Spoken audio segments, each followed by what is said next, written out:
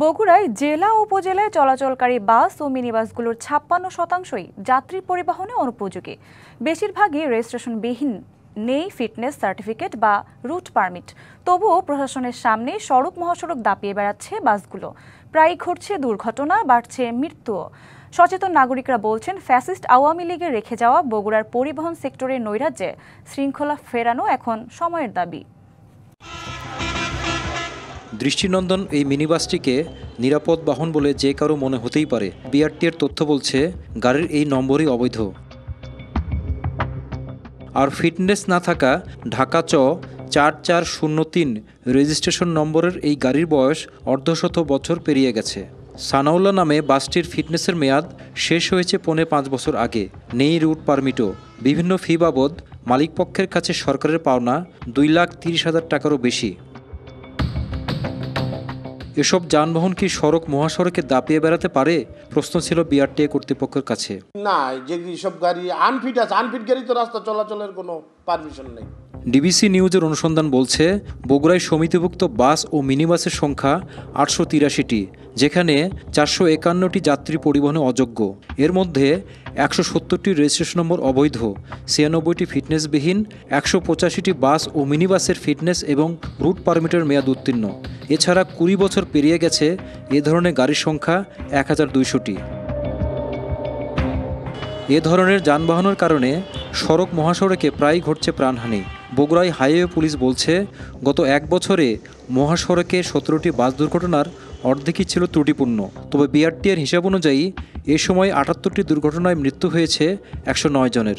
এর মধ্যে ৭ই জুন ঈদের দিন নামাজ পড়তে যাওয়ার পথে বগুড়ার ৯ মাইলে জোয়ানা পরিবহনের চাপায় বাবা ও ছোট্ট শিশুর মৃত্যুর ঘটনা আজও কাঁদায় স্থানীয়দের। অথচ যে গাড়িটির ফিটনেসের মেয়াদ শেষ হয়েছে ৫.৫ বছর আগেই। রুট পারমিট না থাকার অভিযোগ যাত্রীদের। অবৈধ গাড়ি রোডের নামছে থেকে দুর্ঘটনা করছে, এর জন্য আমি সরকারের কাছে নায়াসিনামাইড ও স্যালিসাইলিক সমৃদ্ধ লিলি ফেস ওয়াশ, যা ফেসের ডেড স্কিন সেল দূর করে দেয় দ্বিগুণ ফাস্টার ব্রাইটেনিং।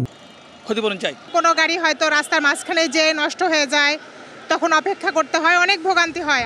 সচেতন নাগরিকদের দাবি, পতিত আওয়ামী লীগ বিগত ১৫ বছর বগুড়ার পরিবহন সেক্টরে নৈরাজ্যকর পরিস্থিতি রেখে গেছে।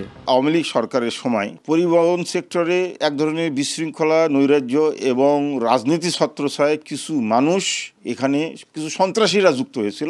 এই অসাধু এবং সন্ত্রাসীদের কারণে ভালো ব্যবসায়ীরা তারা পরিবহন সেক্টর থেকে অনেক দূরে সরে গেছে। এসব সড়ক সন্ত্রাসীদের হাত থেকে মুক্তি চান সাধারণ পরিবহন ব্যবসায়ীরা। যারা পথধারী মালিক, আদৌ গাড়ির মালিকও তারা ছিলেন না, কারো না কারো ওই মানে লিখে দেওয়া গাড়ি কিংবা এই সুবাদই তাদের এই মালিক সমিতিতে আসা। পরিবহন সেক্টর একটু আপাতমস্তক অনেক ট্রিটমেন্ট দরকার।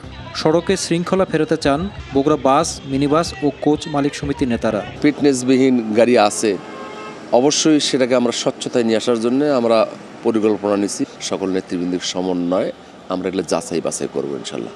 করার পরে এটাকে স্বচ্ছতা নিয়ে আসার জন্য এবং জবাবদিহিতার জন্য আমরা একটা ব্যবস্থা করে দেবো।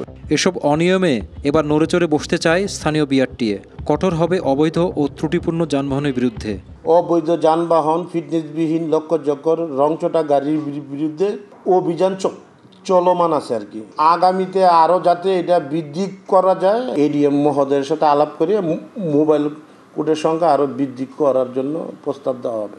তিনি আরও বলছেন, সড়কে শৃঙ্খলা ফিরিয়ে মৃত্যুর মিছিলের লাগাম টেনে ধরার উদ্যোগ নেবে বিআরটিএ। মোহন আখন, ডিবিসি নিউজ, বগুড়া।